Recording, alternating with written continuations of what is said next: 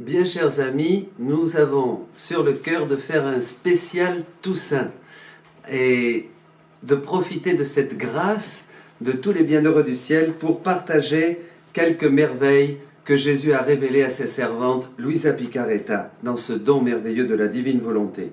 Une petite parole de Dieu, Jean-Jacques, héritier de Dieu, héritier avec le Christ, si du moins nous souffrons avec lui, pour être avec lui dans la gloire, dit saint Paul au chapitre 8 de la lettre aux Romains. Alors qu'est-ce que nous dit Jésus? Qu'est-ce que dit Luisa? Qu'est-ce que dit Jésus à Luisa? Alors c'est tout à fait ça. Justement, saint Paul reprend parfaitement, il nomme parfaitement cette succession pour bien montrer notre relation filiale de fils et d'héritier. Et voilà le 4 août 1904, ce que Luisa reçoit de la part de Jésus. Ce matin, quand il est venu, Jésus béni me transporta hors de mon corps et, me tenant par la main, il me conduisit sous la voûte des cieux, d'où on pouvait voir les bienheureux. On entendait leur chant. Oh, comme ils nageaient en Dieu! On voyait leur vie en Dieu et la vie de Dieu en eux. Ce qui semblait être l'essentiel de leur félicité.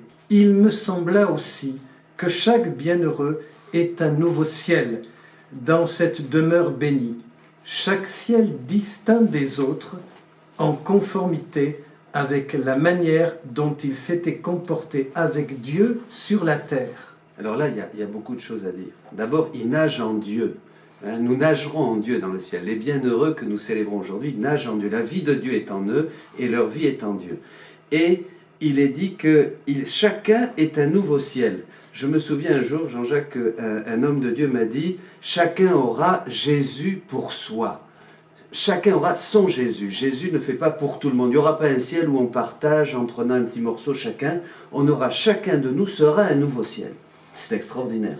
Oui, tout à fait. Ce qui est d'autant plus extraordinaire, c'est qu'il y a une continuité entre le ciel et la terre. Donc ça veut dire que déjà ce que nous vivons, ce que nous faisons, ce que nous pensons, nos actes, déjà ici sur cette terre, sur la terre, nous transportent, ont une portée déjà qui nous fait entrevoir ce que nous serons déjà dans le ciel. Mais en conformité, moi ce qui m'a marqué aussi, c'est cette conformité, c'est-à-dire que ce que nous faisons sur la terre déjà prépare le ciel, puisqu'il y aura une gloire en conformité avec le comportement que nous avons eu sur la terre avec Dieu, mais avec Dieu, c'est-à-dire il faut être avec Dieu. Exactement. C'est souvent, on fait cette remarque, souvent on entend, ben non, une grande différence, il y a la terre et le ciel, et on espèce d'imaginer un peu, tout à fait, d'imaginer un peu deux mondes différents. Non, et en cette fête de tous les saints, justement, c'est bien de montrer à travers ces textes de l'Écriture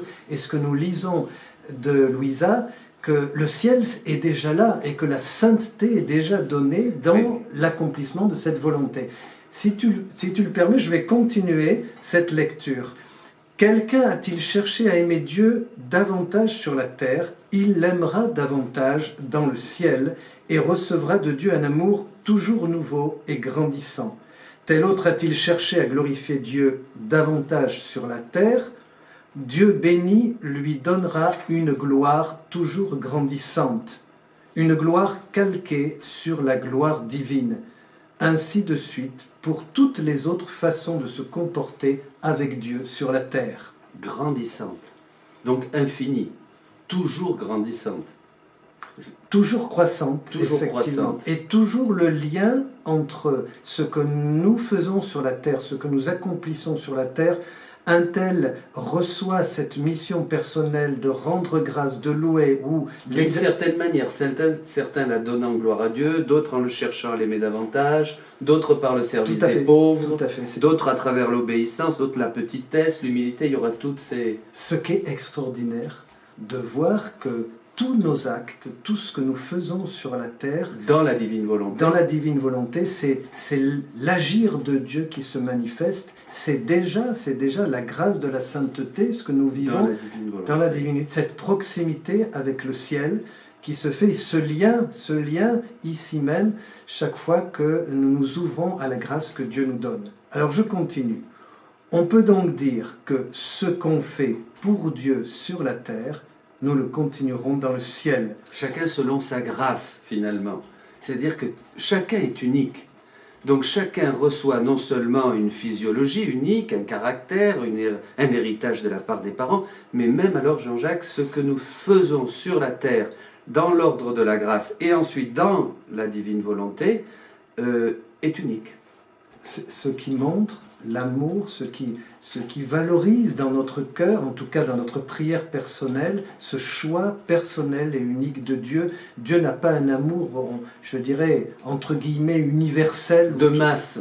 Voilà, où tout le monde est embrassé, oui. Mais chacun d'entre nous, et c'est bien, je crois, ce qu'il faut centrer dans cette fête de tous les saints, chacun vraiment reçoit cet amour unique que Dieu élève à la sainteté. Chacun est un ciel. Chacun est un ciel. Chacun est un ciel infini, constamment en expansion, si je peux dire, en croissance, toujours grandissante, et toujours renouvelée à chaque instant, à chaque moment. Autrement dit, le bien que nous faisons sur la terre n'est pas temporaire, mais il durera éternellement, Ça, c'est important. et il resplendira continuellement devant Dieu et autour de nous. Et nos actes, donc, déjà, sont des actes éternels. Exactement, justement parce que notre tentation, c'est de limiter au temporaire. Mais non, ce que nous faisons a une valeur d'éternité. On a du mal peut-être à comprendre ça. Il a une valeur d'éternité. Chaque fois que nous agissons dans le présent et que Dieu agit dans la divine volonté, tout de suite, nous entrons avec la joie des bienheureux, avec le bonheur des saints. Donc nos actes nous connectent à l'acte éternel de Dieu, 3 fois saint, et déjà nous vivons le ciel sur la terre, et nous en commençant à faire sa volonté ici-bas, comme sur la terre, comme au ciel. Je termine. Oh, comme nous serons heureux de voir que la gloire que nous donnerons à Dieu, et aussi notre propre gloire, viendront de ce bien minime réalisé d'une façon bien imparfaite. Bien imparfaite sur la terre. Si tous pouvaient voir cela, oh, comme ils s'efforceraient davantage d'aimer le Seigneur, de le louer et de lui rendre grâce. C'est magnifique, etc. c'est magnifique. C'est magnifique et c'est un encouragement, ce bien minime. C'est-à-dire, ça me fait aussi penser un peu à la petite Thérèse. Ces petites choses que nous pouvons faire ici dans la divine volonté, déjà ont une valeur éternelle et ça sera un poids incomparable de gloire, si on utilise le vocabulaire de saint Paul, qui nous attend dans l'éternité. Pour cela, ne rien négliger. Profiter de toutes les opportunités. De chaque respiration. Rendre grâce, louer, bénir Dieu et savoir que cela a une portée universelle immense.